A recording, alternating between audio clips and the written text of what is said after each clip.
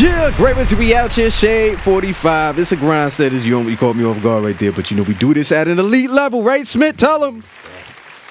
That was not no type of fucking stamp of approval right there, but that's my guy Smith. I'm Gray Rizzy. We got a good guest in the building, cat that does a lot when it comes to music. I'm talking about production, engineering, rapping his ass off, and he even gets busy when it comes to social. Shout out to the homie Crank Lucas in the building, man. What's happening, man? Thank you for having me, bro. I appreciate you making it up here. I just realized that you had to come through I-95, and about a week or so ago, this shit was crazy down there with all this weather. So I appreciate you being up here in New York City, man. For sure, man. For sure. Crank, how did you get your start into this crazy business called the music business, especially when it comes to hip hop? I grew up around music. You know, in the DMV area, we do go-go music. So, like, a lot of people, we play instruments. We come from actually being musicians. Live instrumentation, absolutely. Yeah, live instrumentation. So, if I was born in the 70s, I'd have been doing funk and R&B music. You know what I'm saying? I'd have been on stage with the afro, rocking out. Right. I grew up in the 80s, so I started rapping around the age of 11.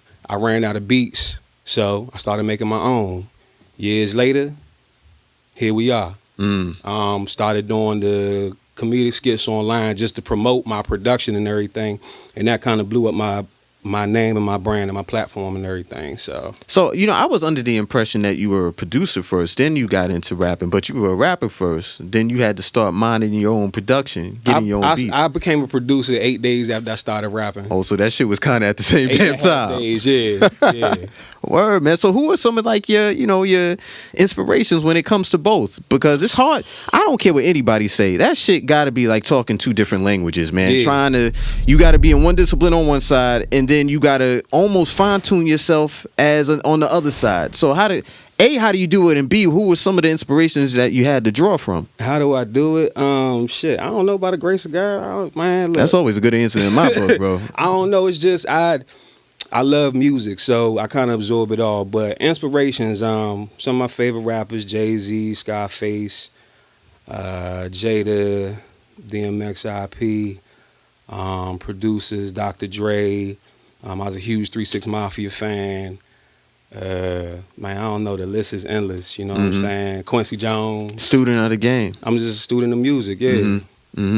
Was there any like official or like how can I say? I don't want to say official, but what's the word I'm saying? Like, did you go to school for music? Like, hell no, I couldn't afford that shit. It is expensive. I learned how to do it myself, and then eventually, I did go to a school eventually called YouTube University. Oh, that's the greatest school ever right there. Yeah, that's where I got a lot of my education from. They got some great financial assistance over there as well. Yeah, it's beautiful.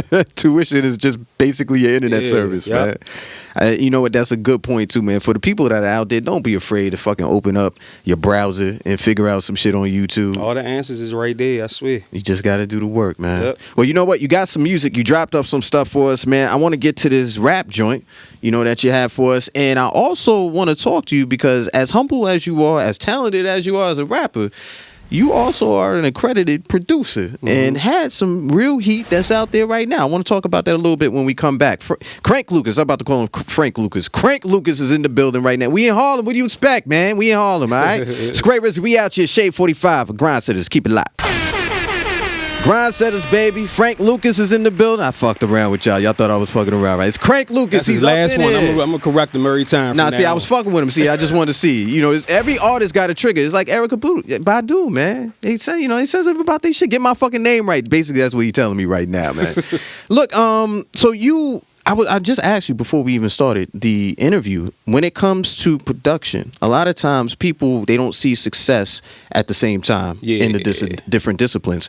But you actually produce something that we play on this channel, Will, with Joyner Lucas. Yeah. First of all, is there any relation between you and Joyner outside of just music? Nah, I mean, we brothers in life, but, you know. Because, somebody riding around right now, oh, they brothers, that's cool, he put them on. No, that's not what happened, all right? But you did produce the song. What was that like, especially working with the artists like Joyner Lucas, who I know is very demanding with his craft? Man, it was dope, you know what I'm saying? He heard the beat, he reached out to me, because it was in one of my skits before I had did a skit, if the baby did gospel music. And so he reached out to, I'm trying to tell you. So He reached out to me. I sent him the track, and then he came out with the joint. I had no idea what he was going to do with the song, nothing until it came out. I was like, oh, that's dope. Oh, you got a dope video to it. Okay. And then he hit me. He was like, yo, we getting Will on the remix. And I knew that was going to be a while later, so I ain't even think about it. I just put it in the back of my mental file cabinet and left it alone. Couldn't speak on it or nothing. So once that came out, Will murdered the remix. Dope shit, you know what I'm saying? You know what's funny? There's people in this business, they'll tell you stuff so prematurely, right? Mm-hmm. And you be like, oh, yo, I got so-and-so, I got so-and-so. I'm like, yo, Michael Jackson is not here on Earth anymore. You don't have that. Stop with the cap. Right. But Joyner's one of those people, like, when he says something, he's going to do it. He's going to follow through. He got to figure out a way to make it work, or he already knows it's going to happen. Yeah. But come on, man. That was kind of humble. The way, what I got from you just now, like, yo, Will Smith is going to be on this fucking song. Yeah. Give me the honest expression. Like, first of all, did you believe him? What were you thinking? Like, yo, this is going to be out of here? Yeah, like, I mean, I believed him because I think by the time that he told me, Will Smith had already reacted to the song. On social, you know right. what I'm saying? Yeah. So that was one thing. But again, I had to be humble about it. Like, I couldn't run around. I think I might have told like one or two people when Joyner told me. But just to see how much love and everything that the song has gotten after Will Smith hopped on it. We had it in Madden. It's at the end of Will Smith's audio book, the book that he just put out. That he just put out, yeah. And it's been everywhere, man. And I'm honored to be a part of that whole situation. Look, I wasn't part of this situation, but I remember I was in studio with Joyner Lucas, right? Uh-huh. We were about to start an interview, just like this. Phone rings. He was like, yo, I gotta take this. Just give me a second. And I'm like, yo, who the fuck? What's up? It's an interview, bro. Like, you can't not fucking do my interview right now for a phone call. It was Eminem. Oh, yo, you take all the time you need, bro. Take all the time you need. Right. You dig what I'm saying? But it's like, to feel that energy, that's something really, really important, man. Yeah. And I'm glad that you had a chance to do with that. Like, what are some of the collabs that you want to do going forward into 2022? Do you have like a list of people you would like to work with on the production side, as well as being a feature, or you being a feature on their artist, on their album or project? I want to do some stuff with some of the legendary artists, man. I want to do some stuff with Nas. I love to do something with Erykah. I love to do something with, like I mentioned, 3-6. I do got my project that I'm dropping. I got a song with Project Pat, but I'm dropping a project this year. I got Gangsta Boo on one of the features, so that's going to be dope. I want to work with a lot of people outside of hip hop as well. I mentioned Quincy Jones earlier. I might get to that point, might not. We'll see what happens. But it's a lot of people. I mean, I ain't got 8 hours to sit here and name everybody. But I mean, I'm open to work with anybody. I'm just a music head. I'm just big on energy and putting that shit out into the universe. And the great thing about SiriusXM, especially here on Shade 45, is that I got millions of motherfuckers that listen to me. So you never know who's in their car right now. They're like, yo, I do like Crank Lucas. Yeah, let me go ahead and reach out on the gram or something. So look, this is what I want to do. I want you to give me a song to play hip hop wise.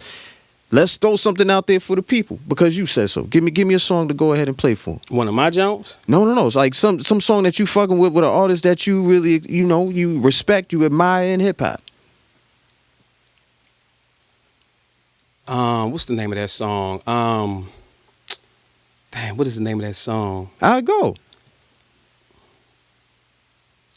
It's a Scarface song. It's an old school Scarface song.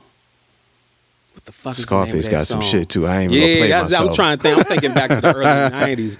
What is that song called? You know what we gonna do? Let's do this. We gonna go to break.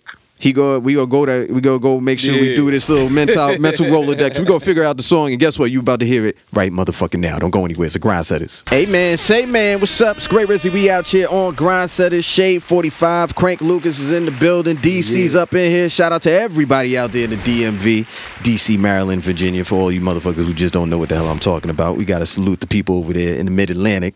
Look, you have like a lot of music right here that I'm going through. You gave us Up.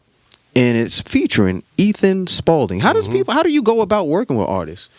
Man, shout outs to Ethan Spalding. He just got a real good energy about him. So when I had the track already, and I was like, Ethan would be perfect for it. So it's just about a person's energy, where their vibe is, because I'm a rapper and producer. So that's, being on both sides. You got to really be tapped into who you working with and what type of record y'all want to create together. So, yeah. Do you still, like we talked about live instrumentation, do you play instruments? Yeah, just keyboard, bass, drums, trombone. There's somebody in their car like Just. Just. Nigga, I'll play chopsticks on the piano. You play all these different types of instruments. Do you play on your projects as well? Yeah. Copy, man. So when is this new project? Is it a full project or just a song that you're about to drop? Well, because you did mention it. You open up the fucking door. I gotta ask. No. We don't have a hard release date for that yet. So I'm finishing that up right now. Hopefully that should be out first quarter, I'll say. Full project? Yeah, full project. Okay. At least 12 tracks. Okay, I was about to say 8.